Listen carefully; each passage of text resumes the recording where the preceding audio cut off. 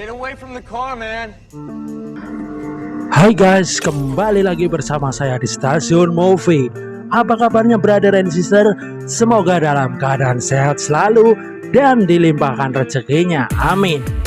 Kali ini saya akan bercerita sebuah film berjudul Wrong Turn yang dirilis pada tahun 2021. Film ini menceritakan Jennifer yang ingin mendaki gunung yang terletak di daerah hutan Virginia bersama dengan teman-temannya, yaitu Mansur, Darsono, Mila, Louis, dan Gary. Selama perjalanan, mereka menerima banyak peringatan untuk tetap berada di jalur para pendaki. Namun mereka lebih memilih untuk mengambil jalur yang lain dengan alasan supaya perjalanan semakin menantang. Oke, daripada banyak spoiler di awal, mending kita langsung saja ke alur ceritanya.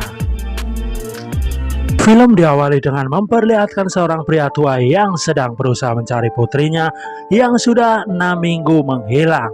Dan sang ayah yang menyayangi putrinya pun pergi ke suatu daerah di bagian kota Virginia, yang dimana lokasi itu adalah tempat terakhir mendeteksi keberadaan putrinya dengan mengirim pesan sebelum pendakian dimulai.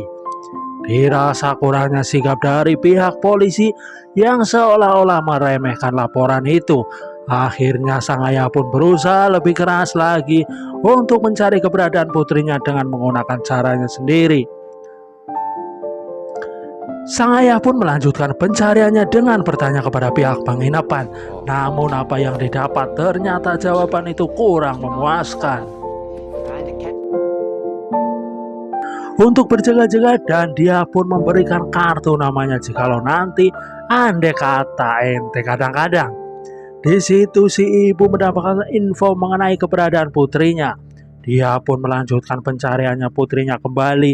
Kali ini dia mendatangi sebuah bar, yang dimana di dalam bar itu dia bertemu dengan seorang pria tua, kita sebut saja kaki dakir. Dan tidak sengaja percakapan Scott dengan seorang bartender itu terdengar oleh pria tua tersebut. Scott pun langsung memberikan info detail mengenai sang putrinya yang kini telah hilang selama 6 minggu yang bernama Jennifer, di mana anaknya itu pergi ke daerah tersebut bersama kelima orang temannya. Akhirnya secercah harapan pun didapat oleh Scott karena kaki takdir itu mengaku mengetahuinya dan pernah bertemu dengan Jennifer bersama teman-temannya. Tapi tidak lama kemudian Scott pun dibuat down oleh pernyataan dari kaki takdir itu yang mengatakan bahwa Scott lebih baik pulang saja ke rumah dikarenakan anak-anak itu tidak akan kembali lagi, karena sepertinya mereka sudah pergi mendaki ke pegunungan hutan Virginia, yang dimana di dalam hutan itu terdapat sesuatu berbahaya dan sudah dipastikan kecil kemungkinan untuk Jennifer dan teman-temannya bisa kembali. Mendengar pernyataan tersebut tidak membuat Scott berhenti begitu saja untuk mencari keberadaan putrinya. Walaupun dirinya sempat down, tetapi Scott memilih untuk terus melanjutkan pencarian putrinya itu. Kemudian kita dibawa kembali ke 6 minggu sebelumnya, yang dimana bisa kita lihat Jennifer dan kelima orang temannya sedang berada di perjalanan dan sudah memasuki kawasan kota Virginia. Satu mobil pun diisi oleh 6 orang yang terdiri dari 2 perempuan dan 4 laki-laki, yang dimana mereka adalah berpasang-pasangan. Salah satunya adalah kekasih Jennifer, yaitu Mansur, yang sedang mengendarai mobilnya itu. 6 orang itu terlihat sangat menikmati perjalanan pada saat mereka akan mendaki. Untuk membuat rileks, Mansur pun memberikan ciuman kepada Jennifer, dan tiba-tiba mobil mereka yang dikendarai mengalami trouble. Mereka pun harus menghentikan sejenak perjalanan guna untuk mengecek dan memperbaiki bagian mobil yang rusak. Sungguh tidak etis sekali, para lelaki itu justru membiarkan bahkan menyuruh Jennifer seorang diri untuk mendongkrak mobil tersebut. Mansur sendiri sebagai kekasihnya justru malah hanya ngebacot saja, bukan membantunya. Tanpa mereka sadari keberadaannya telah diawasi oleh sesuatu yang berbahaya di balik semak-semak. Tapi untungnya tidak terjadi sesuatu yang mengerikan. Dan setelah mobilnya selesai diperbaiki, mereka pun melanjutkan perjalanan ke sebuah penginapan. Dan ternyata penginapan yang dituju oleh Jennifer yang lainnya adalah penginapan yang dimana Scott, ayahnya Jennifer, mencari ke penginapan itu. Dan wanita tua itulah yang justru bertugas melayani Jennifer dan yang lainnya. Bahkan wanita tua itu juga sempat bertanya dan memberikan saran kepada Jennifer agar untuk tetap berada di jalur pendakian yang ditandai karena tanah di sini tidak bersahabat. Begitulah penuturan dari wanita tua itu. Dan 6 orang pemuda tersebut pergi ke sebuah bar untuk merelaksasikan diri sebelum pendakian dimulai. Ternyata di bar itu mereka bertemu dengan Om Takir atau Kaki Takir. Kaki Takir pun menawarkan sebuah jasa kepada mereka untuk menjadi guide selama mereka melakukan pendakian. Pada awalnya Mansur sudah berusaha sopan dan saat menolak tawaran dari Kaki Takir itu. Dia pun beranjak untuk pergi dari meja mereka, tapi Darsono yang tengah mabuk malah ngebacot dan mengatai si Kaki Takir. Sontak hal itu membuat si Kaki Takir menjadi tersinggung dan marah kepada mereka. Merasa tidak terima, Jennifer pun lantas membalas perkataan si kakek dengan pernyataan yang menohok. Jennifer langsung memberitahu kepada si kakek bahwa dirinya dan teman-temannya adalah orang-orang yang bermanfaat dan memiliki kerjaan dari karir serta pendidikan yang mumpuni. Tidak sampai di situ saja, Mila yang merupakan seorang ahli oknologi sontak memberikan sebuah diagnosa kepada Kaki Takir yang terlihat seperti orang yang banyak penyakit. Dia tidak tahan lagi karena sudah dihina dan dikata-katain. Lantas si Kaki pun memilih pergi dan sambil berkata bahwa mereka akan bertemu lagi. Setelah puas bersenang-senang, mereka pun akan kembali lagi ke penginapan. Tetapi di perjalanan mereka bertemu dengan sosok manusia misterius yang berdiri dengan mobilnya mereka yang sedang terparkir. Mansur yang masih mabuk pun lantas melemparkan botol kolesomnya untuk mengusir orang misterius itu.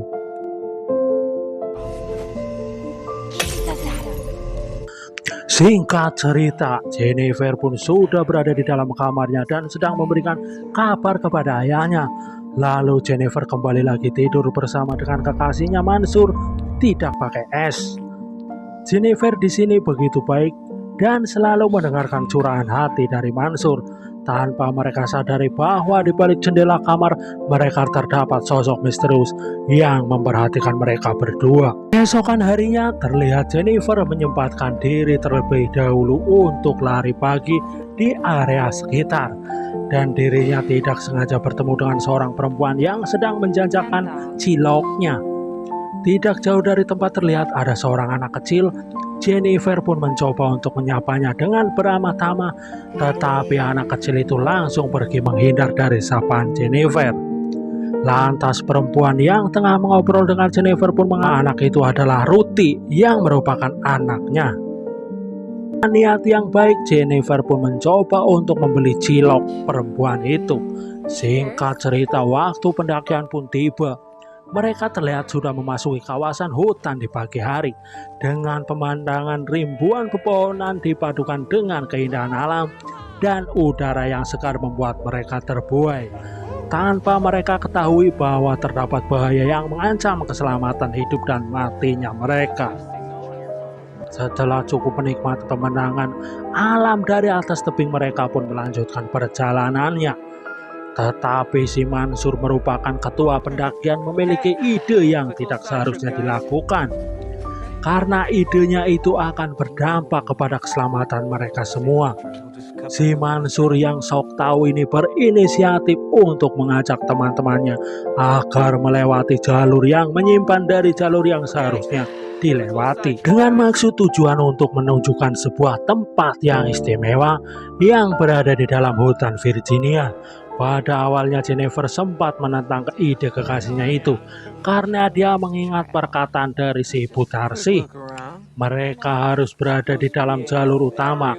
Pada akhirnya Mansur berhasil membujuk Jennifer agar mau mengikuti dan percaya kepada dirinya itu. dengan dalih sebentar saja, dan jika tidak menemukan apapun maka mereka langsung kembali lagi ke jalur yang benar. Itulah penuturan dari si Mansur yang gak pakai es. Penyimpangan jalur pun dimulai. Dari sinilah awal mula bahaya yang mengintai mereka. Di tengah perjalanan Mila sempat tersandung dan mengakibatkan dirinya hampir terjatuh ke.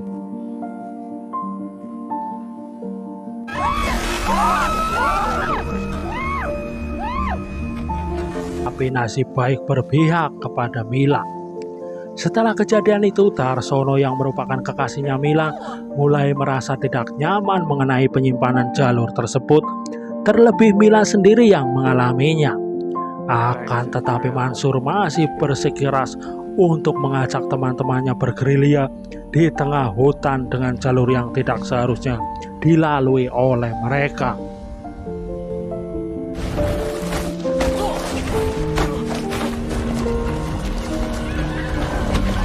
Yang lebih parahnya lagi, akibat pohon yang tumbang itu mengakibatkan Gary tewas ketika di tempat tersebut. Semua teman-temannya shock berat melihat Gary tewas dengan keadaan yang sangat mengenaskan. Louis dan Gary adalah pasangan yang bucin. Jadi tidak heran lagi kenapa Louis sangat terpukul melihat Gary tewas di depan matanya itu. Mansur pun menjadi panik karena akibat kesalahannya itu mengakibatkan mereka terluka dan kehilangan Gary. Lebih lagi Louis sangat terpukul atas tewasnya kekasihnya itu.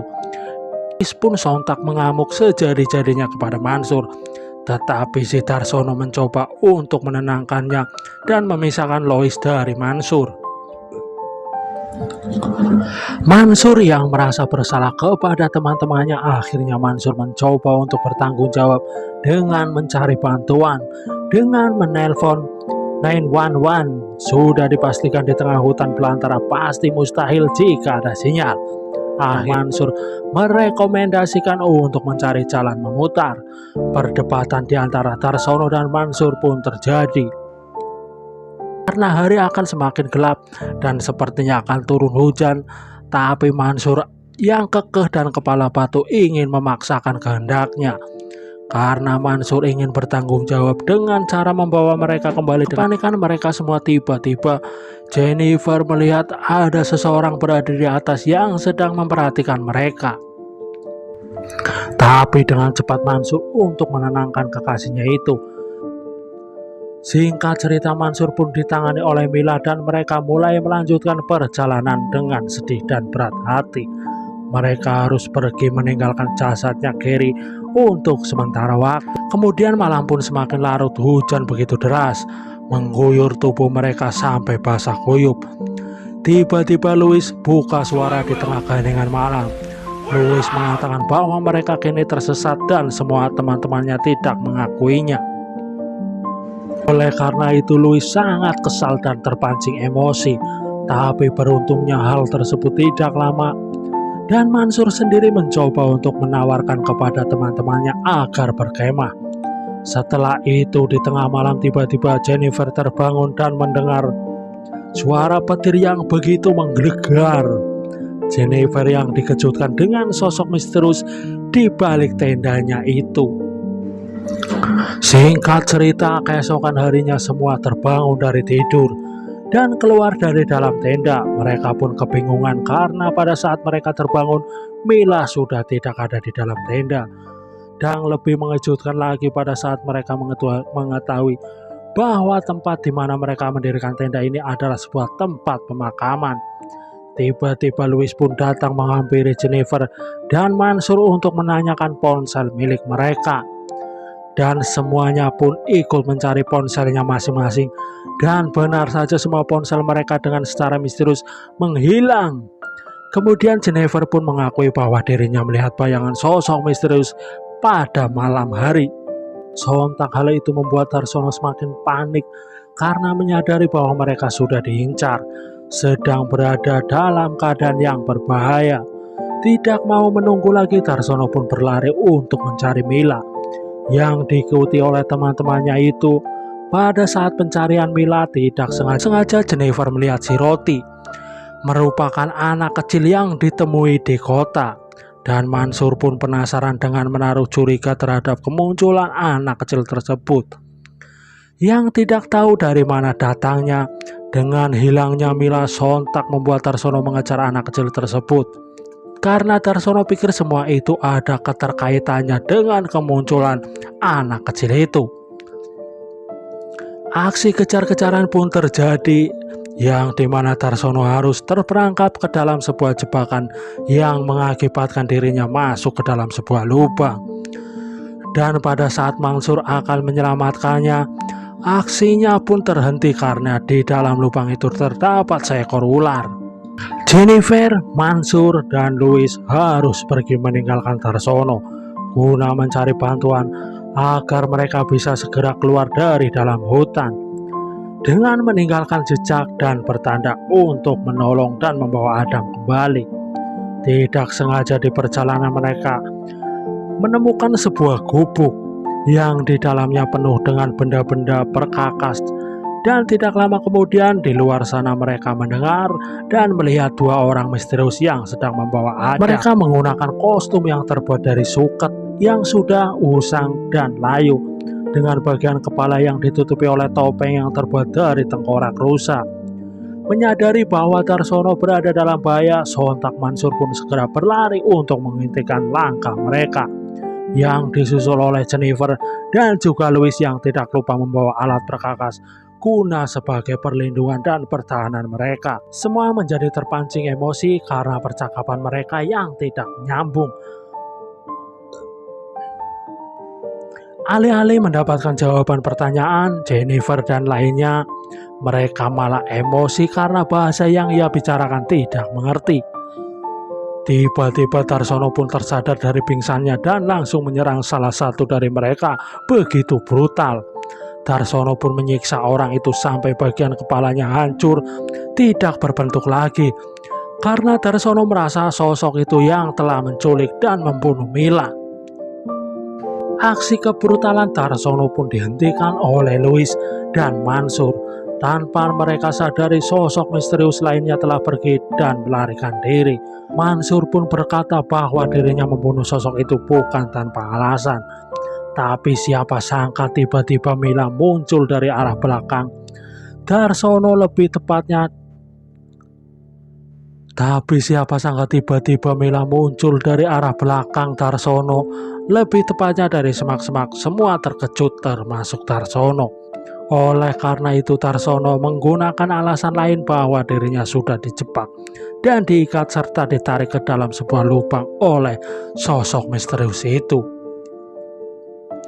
Pada awalnya Jennifer yang merupakan pribadi yang idealis tetap menyalahkan aksi brutal si Darsono dan mengharuskan untuk bertanggung jawab.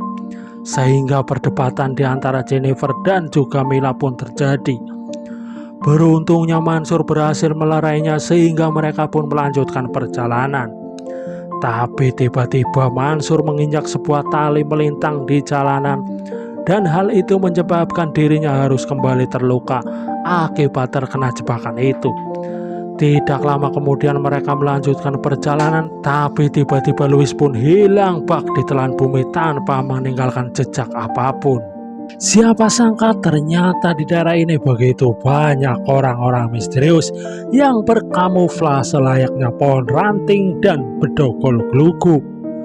Semuanya berlari kocar-kacir, tapi sayangnya Mila harus terperosok masuk ke dalam jebakan, di mana tubuhnya Mila tertusuk secara mengenaskan. Darsono yang menyadari lantas kembali lagi untuk melihat keadaan Mila. Darsono berniat akan menolong, tetapi melihat kondisi Mila yang tidak mungkin bisa ditolong, ditambah lagi dirinya berada dalam keadaan bahaya, akhirnya Darsono dengan terpaksa meninggalkan Mila dengan dalih bahwa dirinya akan pergi untuk mencari bantuan. Tidak lama kemudian datanglah sosok misterius bertopeng yang langsung memanah Mila hingga Mila tewas pada saat itu juga. Tapi pada akhirnya Darsono, Mansur, dan juga Jennifer berhasil tertangkap oleh pria misterius itu. Singkat cerita, mereka pun dibawa menuju sebuah desa yang dimana di dalamnya terlihat begitu banyak orang-orang aneh dengan penampilan yang primitif. Mereka pun digiring menuju ke sebuah ruangan yang dimana kepala suku tersebut berada. Semua disidang untuk diadili seperti orang-orang yang sudah melakukan kesalahan. Tanpa alasan, kaum aneh ini menyidang Jennifer dan teman-temannya. Akibat ulah dari Darsono yang sebelumnya sudah menewaskan salah satu anggota dari mereka. Mereka berkata bahwa mereka hanya ingin menolong Darsono. Pada awalnya Jennifer dan lainnya bersikeras untuk membantah semua tuduhan atas Darsono. Tetapi ternyata mereka mempunyai seorang saksi yang akhirnya Darsono pun harus dihukum akibat perbuatannya. Dan hukumannya pun sama seperti apa yang dilakukan Darsono kepada salah satu anggota dari mereka. Dan akhirnya Darsono tewas dihukum mati oleh kaum aneh itu dengan menghancurkan kepalanya. Akhirnya Mansur, Jennifer membuat kesempatan dengan kepala suku menjadi sia-sia. Kemudian setelah Darsono tewas, Jennifer, Mansur dan juga Louis dibawa ke ruangan lain untuk diberi hukuman juga, yaitu merupakan sebuah hukuman yang disebut kegelapan. Orang pertama yang dihukum adalah Louis, karena Louis mencoba untuk melakukan tindakan kabur tapi akhirnya tertangkap. Kedua bola matanya diolesi besi panas dan kemudian Louis pun dimasukkan ke dalam sel kegelapan. Dan selanjutnya pada saat Mansur akan dieksekusi dengan tegas, Jennifer pun menawarkan sebuah perjanjian yang menarik, yaitu menjamin Mansur untuk menjadi warga yang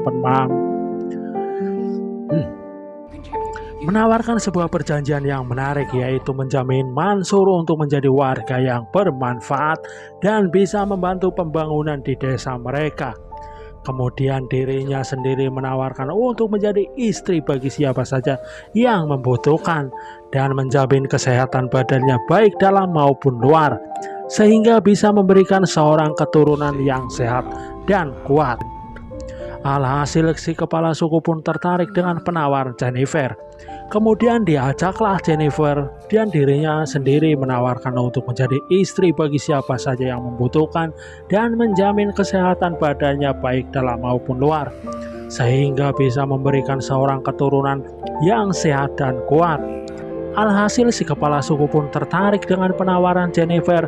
Kemudian dijadikanlah Jennifer seorang istri dan Mansur dijadikan budak masyarakat di suku itu.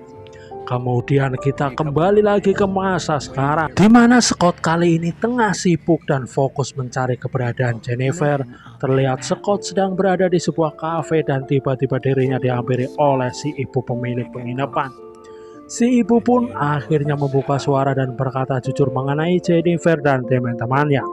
Terlebih darinya juga memberikan bantuan kepada Scott berupa sebuah penawaran untuk Jennifer dan kelima temannya, karena anak-anak muda itu diperkirakan sudah keluar dari jalur pendakian dan bisa jadi mereka sudah ditangkap oleh suku-suku aneh. Pertemuan mereka pun diketahui oleh Om Takir atau Kaki Takir, dan pada saat Scott akan pulang menuju ke penginapan, dirinya dihadang dan dihajar habis-habisan oleh kelompok Kaki Takir.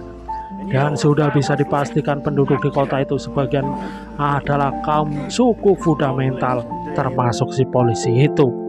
Kemudian keesokan harinya Scott pun bertekad untuk mencari keberadaan putrinya itu. Akan tetapi si ibu pemilik penginapan itu menghentikan dan mencoba untuk memberikan bantuan. Dan benar saja Scott pun dibawa ke rumah keponakannya si ibu yang merupakan seorang pemburu, dan pada akhirnya ketiga pria itu melakukan pencarian setelah Scott memberikan sejumlah uang sebagai bayarannya. Pada awalnya si pria pemburu itu berhasil mengetahui sebuah jebakan yang ada dan mengintai perjalanan mereka. Dan benar saja anak laki-laki dari si pria pemburu pun akhirnya terperosok ke dalam jebakan, dan tanpa disadari oleh ayahnya bahwa bahaya lain yang sebenarnya sudah mengintai mereka sampai jembatan. Akhirnya ayah dan anak itu tewas begitu saja setelah tertimpa pohon yang dilapisi besi bergerigi runcing. Beruntungnya Scott dapat menghindar dan menyelamatkan dirinya sendiri. Kemudian Scott pun mengambil peralatan yang dirasa dirinya membutuhkan seperti pistol, senter, dan lain-lain. Kemudian Scott pun melanjutkan perjalanannya. Akan tetapi pada saat malam tiba, Scott harus ditangkap oleh kaum Fundament itu. Dan yang lebih mengejutkan lagi adalah yang menangkap Scott adalah si Mansur yang merupakan kekasih dari putrinya sendiri. Scott pun dibawa ke pemukiman kaum Fundament itu dan dikelilingi oleh orang-orang aneh. Tidak lama kemudian Scott pun dipanah oleh putrinya sendiri, yaitu Jennifer. Scott pun diberikan sebuah hukuman kegelapan karena bersalah dengan menerobos area kekuasaan kaum Fundament tersebut. Eksekusi pun dilakukan pada saat fajar atau keesokan harinya. Lalu pada malam harinya Jennifer pun berhasil mengelabui suaminya atau si kepala suku, dan ternyata dirinya masih waras dan masih diberi akal sehat. Dengan sigap Jennifer pun mencoba untuk menolong ayahnya dan membebaskannya. Bersama dari itu, dirinya juga akan melakukan pelarian bersama dengan ayahnya tersebut. Walaupun pada awalnya aksi mereka sempat diketahui oleh Mansur karena Jennifer berniat untuk membawa Mansur agar bisa bersama-sama untuk melakukan pelarian. Tetapi siapa sangka Mansur cukup lebih memilih untuk mengabdi dan tinggal di hutan bersama kaum Fundament itu. Mansur di sini merasa dihargai dan memiliki kedudukan di kaum fundamentalis tersebut. Akhirnya Jennifer dan ayahnya pun dibiarkan pergi oleh Mansur karena tidak ingin mencegahnya, dan sebagai perpisahan terakhirnya mereka pun melakukan adu jigong terlebih dahulu. Setelah itu Jennifer dan Scott yang mengendap-endap di tengah kegelapan, dan sampailah mereka di depan gerbang yang terkunci. Tiba-tiba si Ruti pun sudah berada di belakangnya si Jennifer. Dengan sigap mengajak Ruti untuk melarikan diri dan meminta untuk menunjukkan jalan yang aman. Akhirnya mereka sampai di tempat tujuan yang dimana sel gua kegelapan lah yang menjadi jalan untuk melarikan diri. Akhirnya mereka sampai di tempat tujuan. Awal reaksi ayah dan anak itu sempat dipergoki oleh salah satu kaum fundamentalis tersebut. Tetapi dengan cepat Jennifer langsung menembaknya. Kemudian mereka pun membuka gerbang sel kegelapan yang dimana mereka melihat banyak orang yang dihukum bertingkah layaknya seperti seorang zombie. Siapa sangka Jennifer pun bertemu dengan Louis yang kondisinya sangat mengenaskan. Akhirnya Jennifer pun menembak mati Louis karena merasa kasihan terhadapnya dan pikir lebih baik mati daripada tersiksa seperti ini. Aksi pelarian mereka pun tidaklah mulus. Pasalnya mereka menemui banyak nyarintangan, dan aksinya yang diketahui oleh beberapa kaum Fundament, termasuk si wanita penjual batakor atau penjual cilok. Tapi beruntungnya ayah dan anak itu bisa melewatinya dan mengalahkan mereka semua. Tidak lama kemudian datanglah segerombolan kelompok kaki takir, yang selama ini kaki takir itu adalah orang-orang baik yang membenci kaum Fundament. Niatnya selama ini hanya untuk membantu Jennifer dan teman-temannya agar tidak tersesat di hutan tersebut. Dan kaki takir itu juga mengajar Scott habis-habisan hingga babak belur. Tidak lain hanya untuk menyelamatkan Scott agar tidak memaksa untuk menerobos hutan itu. Akhirnya setelah percakapan singkat antara kaki takir dan Jennifer, mereka pun berniat untuk pergi keluar dari dalam hutan tersebut. Akan tetapi aksi pelarian mereka sempat terhalang karena beberapa kaum Fundament yang mempergokinya. Tapi beruntungnya kelompok Jennifer bisa menghadapinya walaupun ada beberapa anak buah kaki takir yang harus tewas. Detik terakhir pun kepala suku datang sambil memanggil atau meneriaki nama Jennifer dengan topeng khas dan tongkat kebesarannya itu. Dia menyaksikan Jennifer pergi di hadapannya, dan kaki takir sendiri melemparkan bom molotov ke arah kepala suku. Kemudian mereka pun pergi. Singkat cerita, beberapa bulan kemudian kita bisa melihat kehidupan Jennifer dan ayahnya yang sudah pulih kembali. Mereka memang berasal dari keluarga kaya raya dan terlihat ayahnya yang masih aktif sebagai penjual seblak ceker di usia senjanya. Sesampainya di rumah keluarga Scott, Jennifer pun terkejut dengan kedatangan si kepala suku yang bernama John. Sesampainya di rumah keluarga Scott, Jennifer pun terkejut dengan kedatangan kepala suku yang bernama John bersama si Roti. Akhirnya karena shock berat, Jennifer pun pergi ke kamar mandi untuk memuntahkan cairan. Usut punya usut Jennifer kini tengah mengandung anak dari si John. Jennifer kembali lagi menemui John dengan membawa 2 pisau. Di momen ini Jennifer sangat brutal dan terpancing emosi amarahnya. Jennifer pun mulai melakukan aksi penyerangan terhadap John. Akan tetapi semua itu hanya khayalannya si Jennifer. Itu dirinya meminta kepada ibu dan kedua adik laki-lakinya untuk pergi meninggalkan mereka bertiga. Akhirnya Jennifer dan juga John melakukan kesepakatan bersama. Demi melindungi keluarganya, Jennifer pun rela ikut kembali bersama dengan si John ke hutan di mana kaum Fundamel berada. Ternyata John datang tidak hanya berdua dengan Ruti, akan tetapi John dikawal oleh beberapa orang prajuritnya. Siapa sangka Jennifer kembali mengejutkan kita semua. Dirinya bukanlah perempuan lemah dan bisa melawannya. Oleh karena itu Jennifer berhasil menyabotase keberadaan mereka dan membunuh semuanya termasuk John kecuali Roti. Setelah membantai semuanya, kemudian Jennifer menggandeng si Roti untuk ikut bersama dengannya. Dan akhirnya film pun selesai.